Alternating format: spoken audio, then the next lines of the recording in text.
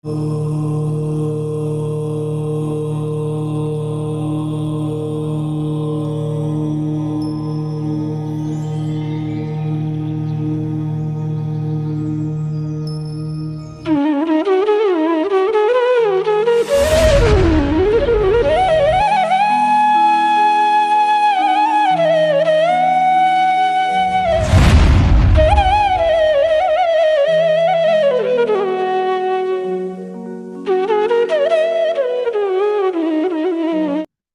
है ना। हमने क्या पढ़ा? हमने पढ़ा द्रव्य किसे कहते हैं, गुणों के समूह को द्रव्य कहा। गुण किसे कहते हैं?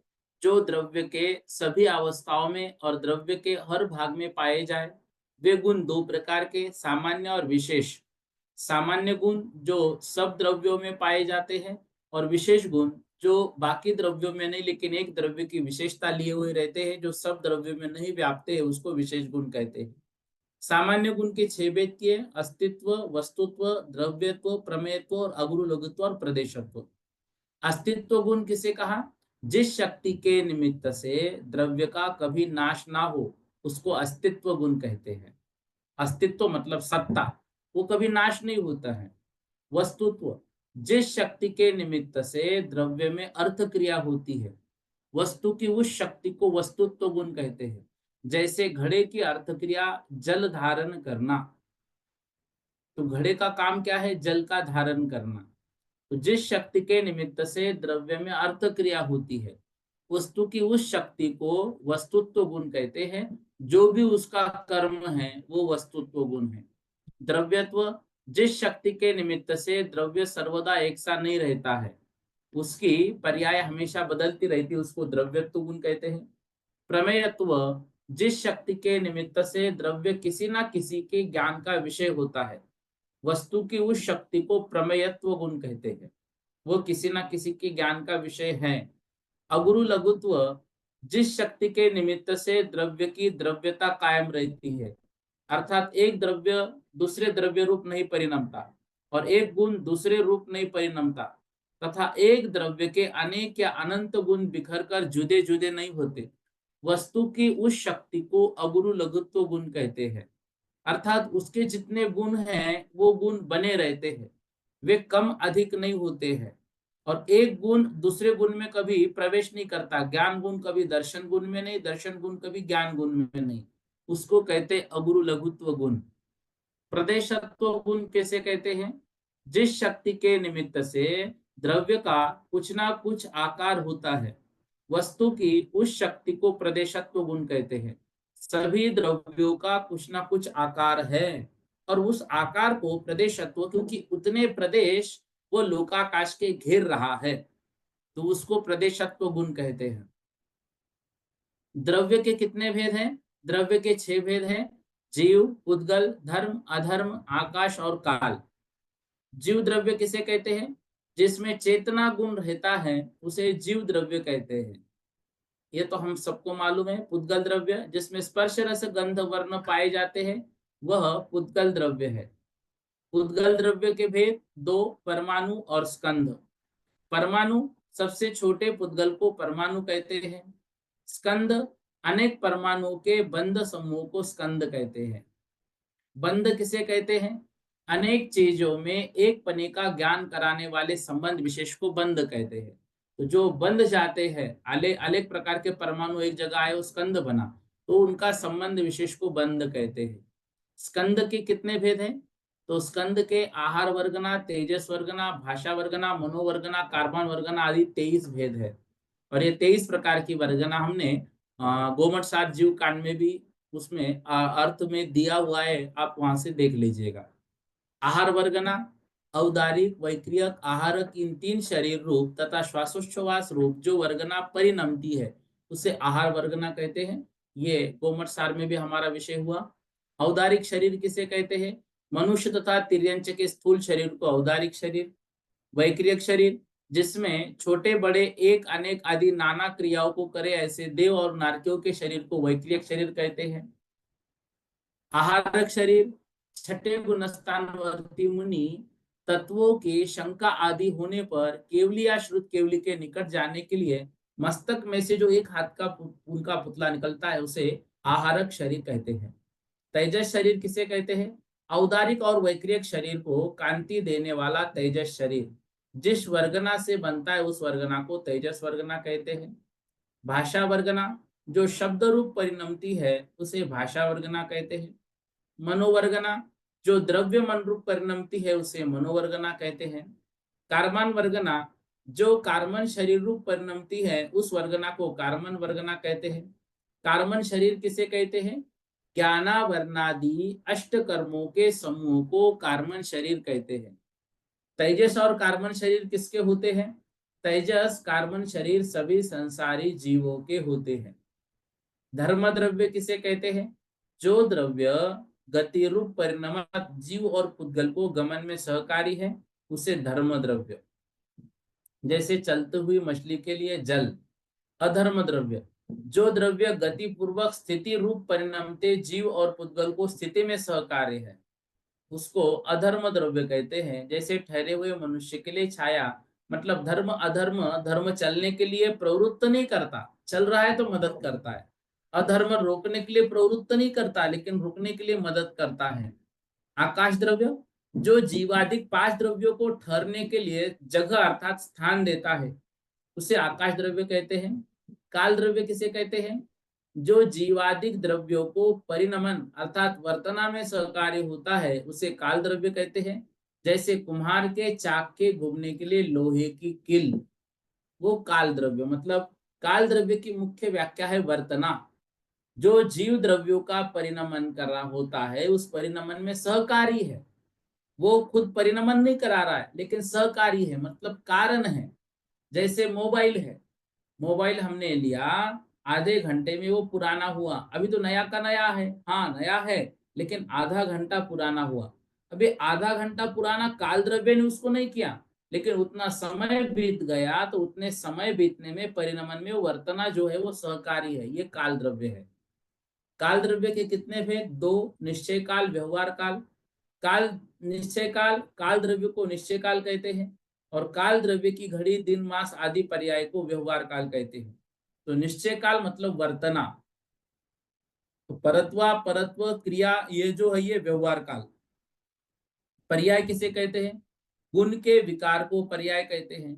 पर्याय कितने भेद है? दो, व्यंजन पर्याय, अर्थ पर्याय। व्यंजन पर्याय किसे कहते हैं?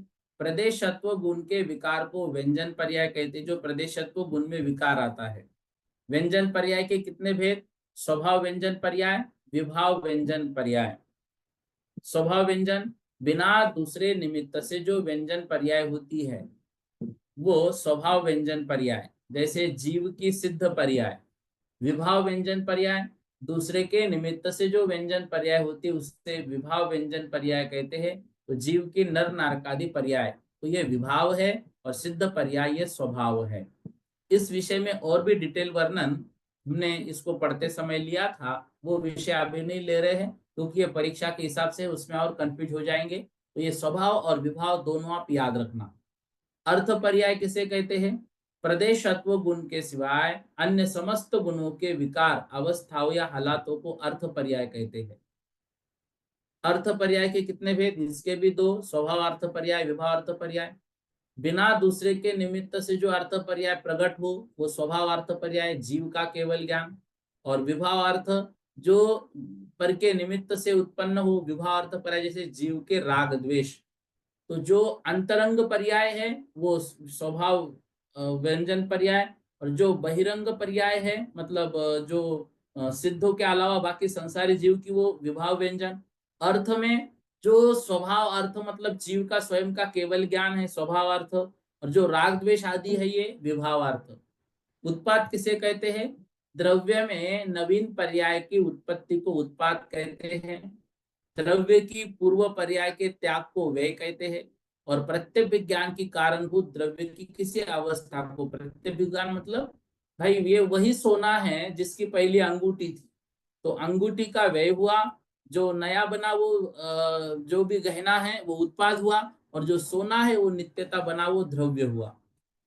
द्रव्य में विशेष गुण कौन कौन से होते हैं? जीव द्रव्य में चेतना, सम्यक्त्व, चारित्र आदि ये विशेष गुण है जीव द्रव्य के। उद्गल द्रव्य में स्पर्श रस गंध वर्ण, धर्म द्रव्य में गति हेतुत्व, अधर्म द्रव्य में स्थिति हेतुत्व, आकाश द्रव्य में अवगाहन हेतुत्व और काल द्रव्य में परिणमन हेतुत्व। ये सब द्रव्यों के अपने अपने विशेष गुण हैं। आकाश के कितने भेद? आकाश एक अखंड द्रव्य है, किंतु लोकाकाश तथा अलोकाकाश के दो भेद है। आकाश कहाँ पर है? आकाश सर्वव्यापी है, सब जगह है। लोकाकाश किसे कहते हैं? आकाश में जहां तक जीव, पुद्गल, धर्म, अधर्म और काल द्रव्य रहते हैं उस स्थान को लोकाकाश कहते हैं।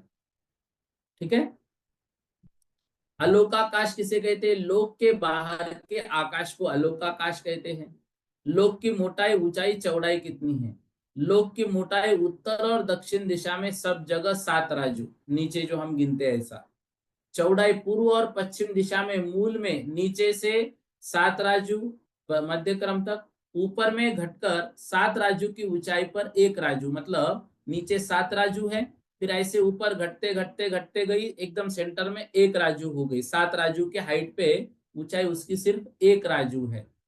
फिर क्रम से बढ़कर, फिर ऐसी जो बढ़ रही है, ये 1 राजू जो सेंटर में मध्य लोक हुआ, वहां से ऐसी बढ़कर 10.5 राजू की ऊंचाई पर चौड़ाई 5 राजू है। फिर जो है 7 से 10.5, मतलब ऊपर 3.5 राजू हम गए। 10.5 लिखा है मतलब नीचे से लिखा है, नीचे से मध्य लोक 7 राजू, और ऊपर जो 1 राजू के बाद 5 राजू है वो नीचे से 10.5, और उस बीच का जो 7 राजू वहां से 3.5 राजू ऊपर, तो वहां पर 5 राजू।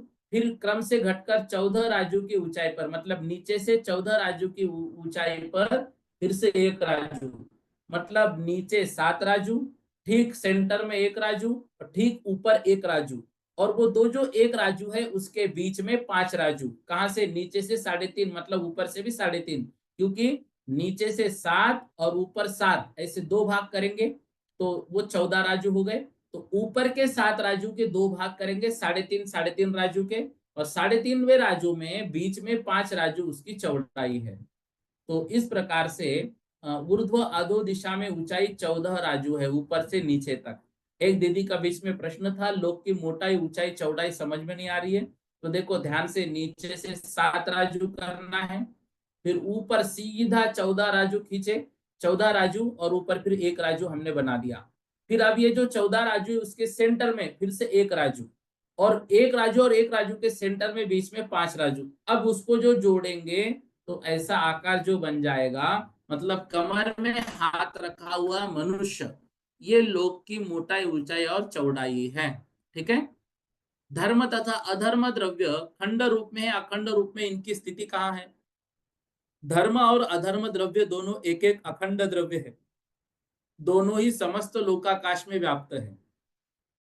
धर्म एक द्रव्य है पूर्ण, अधर्म भी एक द्रव्य है, इसके बीच में टुकड़े टुकड़े नहीं है। जैसे जीव, बाकी सब जीव अनंत जीव है तो सब अलग अलग है। धर्म ऐसा नहीं, धर्म एक ही द्रव्य है, अधर्म भी एक ही द्रव्य है, आकाश भी एक ही द्रव्य है। बस उसके जहां पे 6 द्रव्य पाए जाते उसको लोकाकाश कहते, जहां पे नहीं उसको अलोकाकाश कहते, लेकिन तीनों एक एक द्रव्य है। प्रदेश कितने हैं?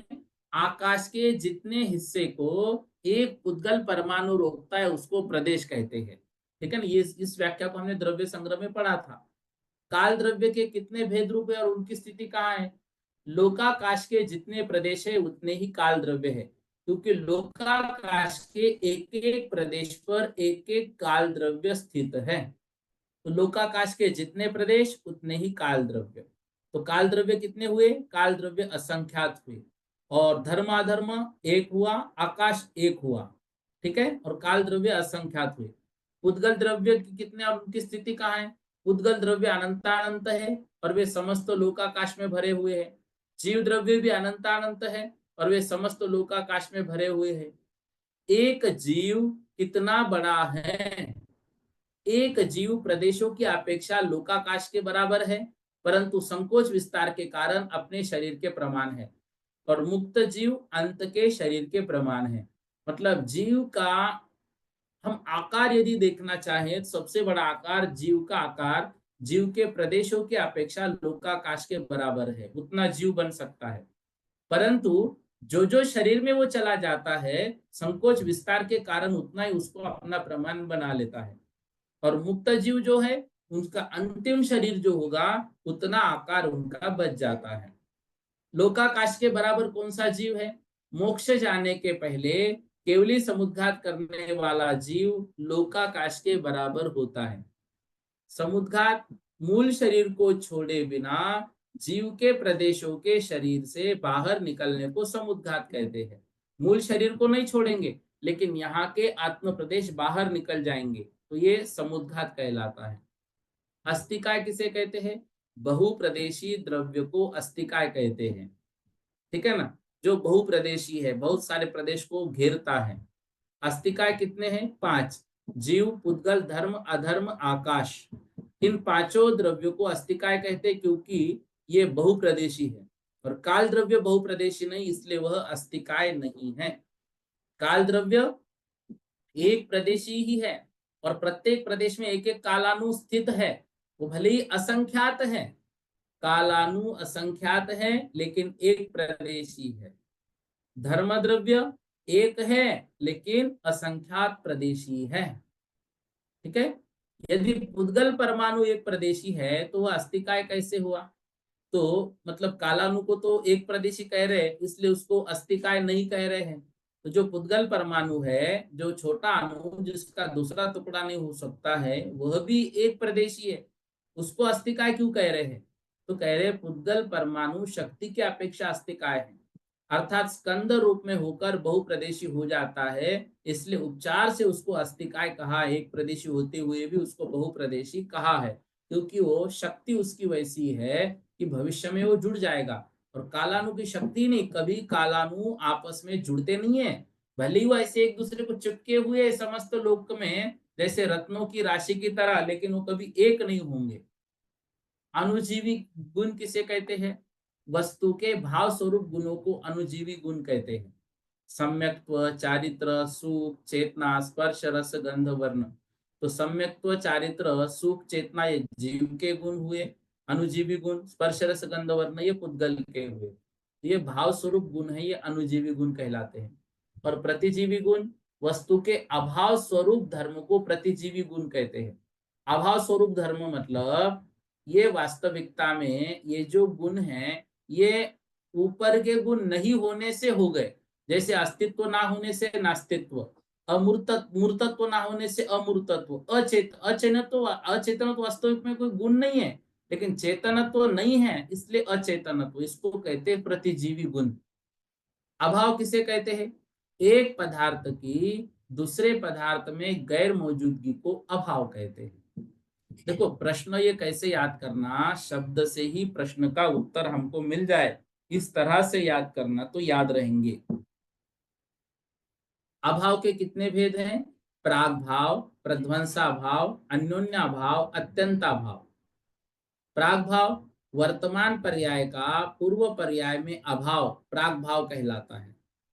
जैसे वर्तमान में दही बन गया तो दूध का अभाव हो गया, प्राग भाव। प्रध्वंसा भाव आगामी पर्याय में वर्तमान पर्याय के अभाव को प्रध्वंसा भाव कहते हैं। जैसे अब जो आगामी पर्याय में वर्तमान पर्याय का अभाव, मतलब उसी दही का हमने घी बना लिया, अब घी बनने के बाद उसमें दही का भी अभाव हो गया, ये प्रध्वंसा भाव कहलाता है। अन्योन्या भाव पुद्गल द्रव्य की एक वर्तमान पर्याय में दूसरे पुद्गल की वर्तमान पर्याय के अभाव को अन्योन्या भाव कहते हैं। जैसे उस दही में घास का अभाव, घास नहीं है, घास क्यों लिया? देखो, गाय क्या खाती है? घास खाती है, दूध देती है, दूध से ही दही बनता है, तो इस कारण यहाँ घास दिया। अब उस घास का दही का यहाँ कोई संबंध नहीं है, इसको कहते हैं अन्योन्या भाव। अत्यंता भाव एक द्रव्य में दूसरे द्रव्य के अभाव को अत्यंता अभाव कहते हैं।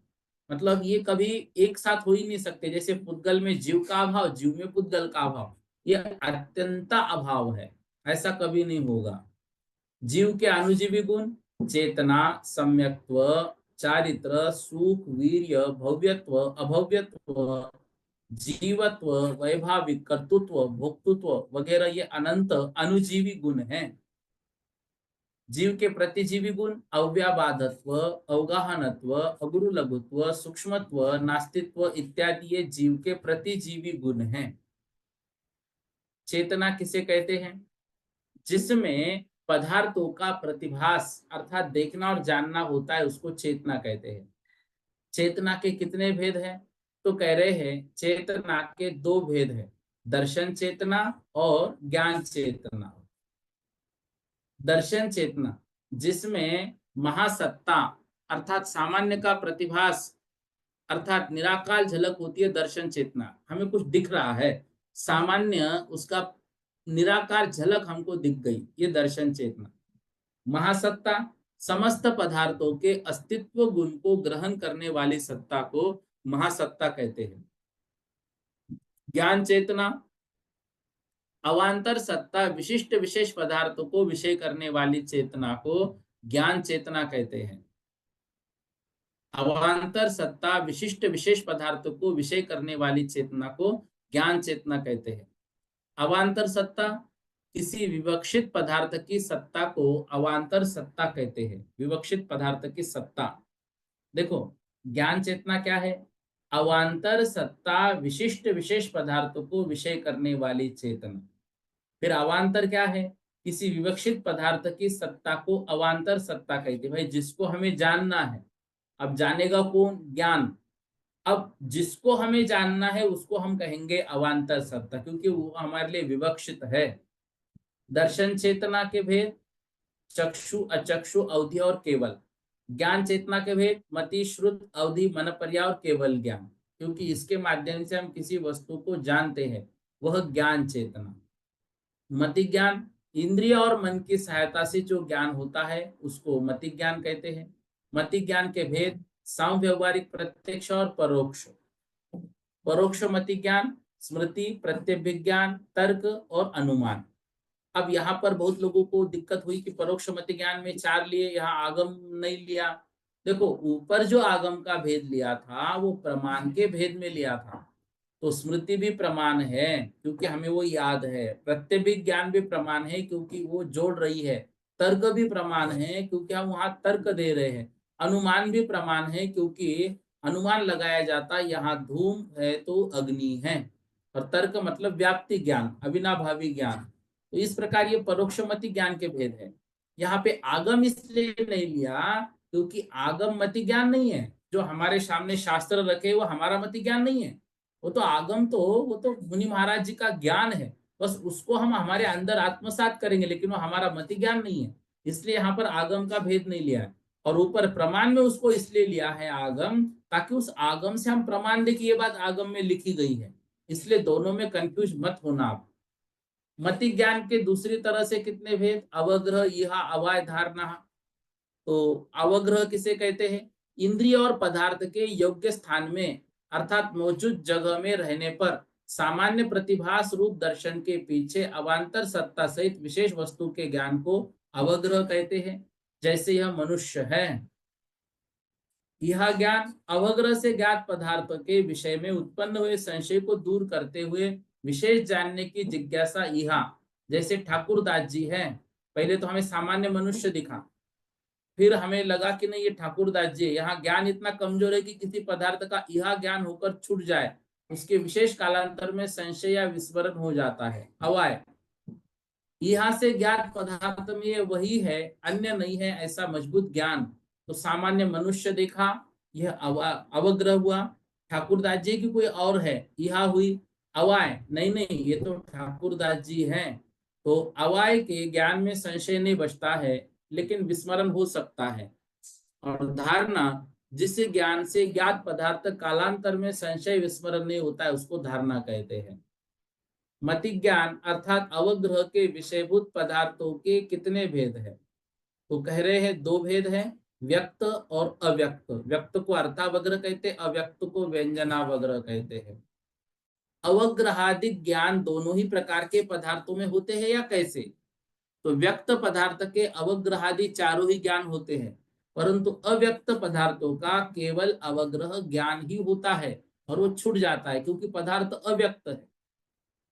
अर्थावग्रह, व्यक्त पदार्थ के अवग्रह को अर्थावग्रह कहते हैं। और व्यंजनावग्रह अव्यक्त पदार्थ के अवग्रह को व्यंजनावग्रह कहते हैं। व्यंजनावग्रह अर्थावग्रह की तरह सब इंद्रिय और मन के द्वारा होता है या कैसे? व्यंजनावग्रह चक्षु और मन के सिवाय शेष सभी इंद्रियों से होता है।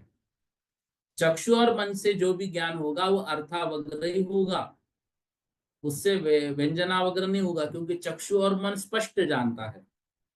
व्यक्त और अव्यक्त पदार्थों के कितने भेद हैं? दोनों ही प्रकार के पदार्थों के 12 भेद है। एक एकविध, बहु बहुविध, क्षिप्र अक्षिप्र, निःसृत अनिःसृत, उक्त अनुक्त, ध्रुव और अध्रुव। इसको तत्वार्थ सूत्र सर्वार्थ सिद्ध में हमने पढ़ा है। श्रुत ज्ञान किसे कहते हैं? मति ज्ञान से जाने हुए पदार्थ से संबंध लिए हुए किसी दूसरे पदार्थ के ज्ञान को श्रुत ज्ञान कहते हैं। जैसे घट शब्द सुनने के अनंतर उत्पन्न हुआ कुंभग्रीवादि रूप घट का ज्ञान। भाई घट शब्द हमने सुना और घट शब्द सुनते ही उसका हमने विशेष, भाई कुंभग्रीवा मतलब गला, उसका जो गला है वो ऐसा दबा हुआ रहेगा, फिर नीचे ऐसा घड़ा रहेगा, तो ये जो आकार हमें उसका दिख रहा है घट कहते हैं, ये श्रुत ज्ञान। मति ज्ञान क्या करेगा? घड़ा जानेगा, लेकिन श्रुत ज्ञान उस घड़े का आकार वगैरह, रंग रूप, किससे बना, कितने रुपए का है, सब जान लेगा श्रुत ज्ञान। दर्शन कब होता है? ज्ञान के पहले दर्शन होता है। बिना दर्शन के अल्पज्ञ जनों के ज्ञान नहीं होता, परंतु सर्वज्ञ देव का दर्शन और ज्ञान एक साथ, क्योंकि केवल ज्ञान और केवल दर्शन एक साथ होते हैं। चक्षु दर्शन नेत्रजन्य मति ज्ञान से पहले होने वाले सामान्य प्रतिभास या अवलोकन को चक्षु दर्शन कहते हैं।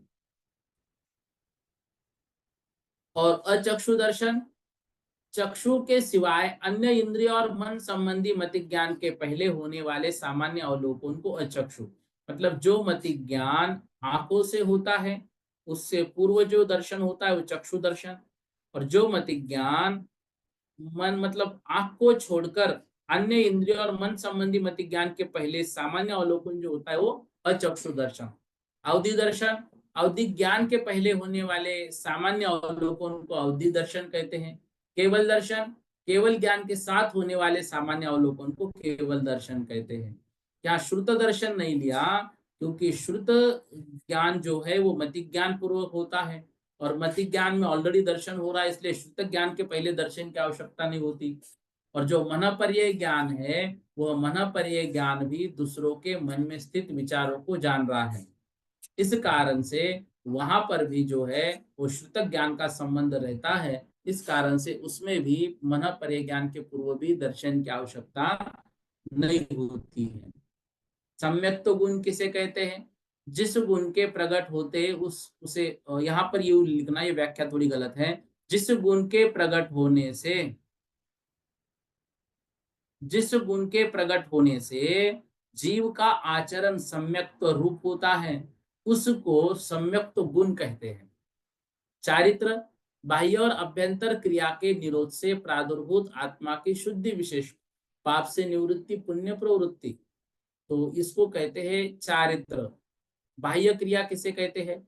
जो दिखने में आए लोगों के, हिंसा करना, झूठ बोलना, चोरी करना, मैथुन करना, परिग्रह संचय करना, यह बाह्य क्रिया। अभ्यंतर क्रिया जो दिखने में नहीं आती है, योग और कषाय को अभ्यंतर क्रिया कहते हैं। योग किसे कहते हैं? मन वचन काय के निमित्त से आत्मा के प्रदेशों के चंचल होने को योग कहते हैं। कषाय किसे कहते हैं? क्रोध मान माया लोभ रूप आत्मा के विभाव परिणामों को कषाय कहते हैं। चारित्र किसे कहते हैं? चारित्र चार है, सम्यक्त्वाचरण चारित्र, देश चारित्र, सकल चारित्र और यथाख्यात चारित्र, उसको ही स्वरूपाचरण चारित्र कहते हैं। सम्यक्त्वाचरण चारित्र सम्यक दर्शन के निशंकादि अष्ट अंगों के पालन करने रूप अवस्था विशेष को सम्यक्त्वाचरण चारित्र कहते हैं। लेकिन ये कोई चारित्र नहीं है जिसको हम ये कही कि भाई हमारा भी चारित्र है, नहीं। सम्यक दर्शन का हम निर्दोष पालन कर रहे हैं, हमारा आचरण सम्यक तो रूप हुआ है, बस उसको ही हमने सम्यक्ता चरण चारित्र नाम आगम में, मतलब ये कहीं इसका उल्लेख नहीं है, लेकिन बस सम्यक तो रूप आचरण यूं समझना। देश चारित्र श्रावक के अनुव्रत, गुणव्रत और शिक्षा व्रत रूप 12 प्रकार के व्रतों को देश चारित्र कहते हैं। सकल चारित्र मुनियों के 5 महाव्रत, 5 समिति, 3 गुप्ति रूप व्रत को सकल चारित्र कहते हैं। यथाख्यात चारित्र कषायों के सर्वथा अभाव से प्रादुर्भूत शुद्धात्मानुभव के अविनाभावी चारित्र विशेष को स्वरूपाचरण चारित्र कहते हैं। सुख किसे कहते हैं? आह्लाद स्वरूप आत्मा के परिणाम विशेष को सुख कहते हैं। आत्मा को आनंद आ रहा है, हा हा हा, ये सुख कहलाता है। वीर्य, आत्मा की शक्ति को वीर्य कहते हैं। भव्यत्व गुण, जिस शक्ति के निमित्त से आत्मा में सम्यक दर्शन, सम्यक ज्ञान, सम्यक चारित्र प्रकट होने की और मोक्ष पाने की योग्यता हो, उसे भव्यत्व गुण कहते हैं। ये अनुजीवी गुण। और अभव्यत्व भी अनुजीवी। अभी अभाव को हमने प्रतिजीवी लिया था, लेकिन अभव्यत्व भव्य का अभाव नहीं है। भव्य नहीं होने से कोई जीव अभव्य नहीं, ऐसा नहीं है। भव्यत्व जीव अलग है, अभव्यत्व जीव अलग है। ठीक है ना? जैसे चेतना सभी जीवों में है, ऐसा कोई जीव नहीं है कि उसमें चेतनत्व नहीं है। अचेतनत्व क्या है भाई? पुद्गल आदि पदार्थों में चेतनत्व नहीं है, इसलिए उसको अचेतनत्व कहा। तो जिस शक्ति के निमित्त से आत्मा में सम्यक दर्शन, सम्यक ज्ञान और सम्यक चारित्र प्रकट होने की तथा मोक्ष पाने की योग्यता नहीं होती, वो अभव्यत्व गुण है। जीवत्व गुण किसे कहते हैं? जिस शक्ति के निमित्त से आत्मा में प्राण धारण करे, उसको जीवत्व गुण कहते हैं।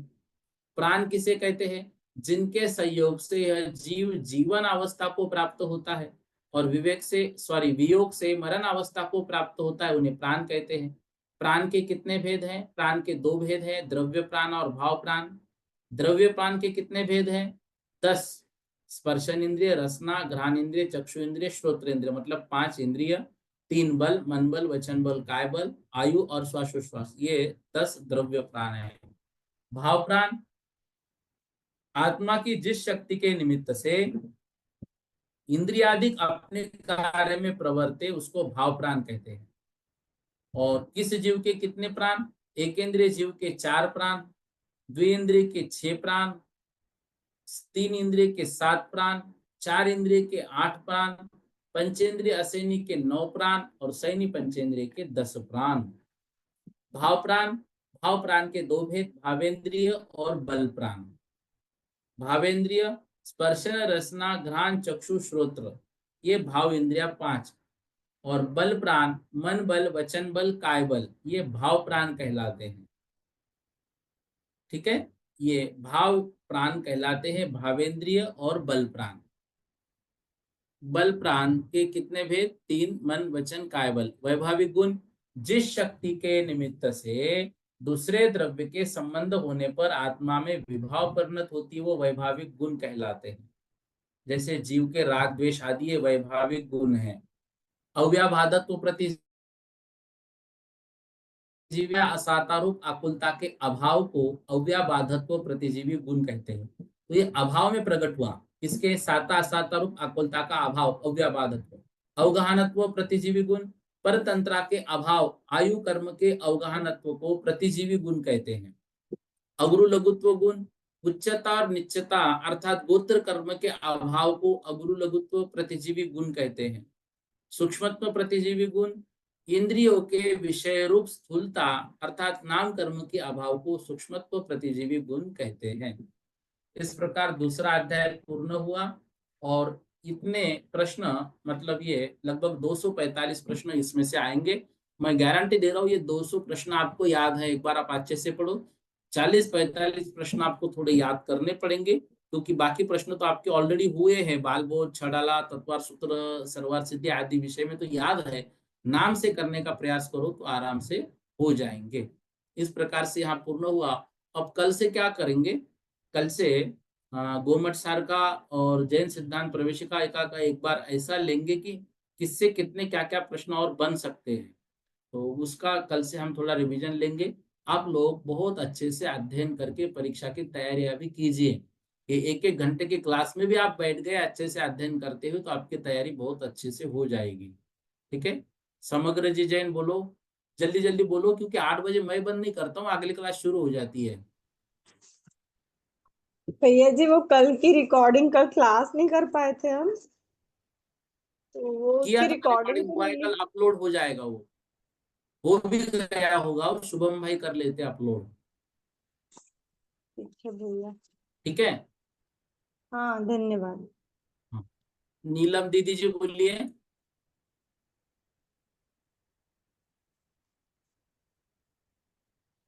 नीलम दीदी जी जैन।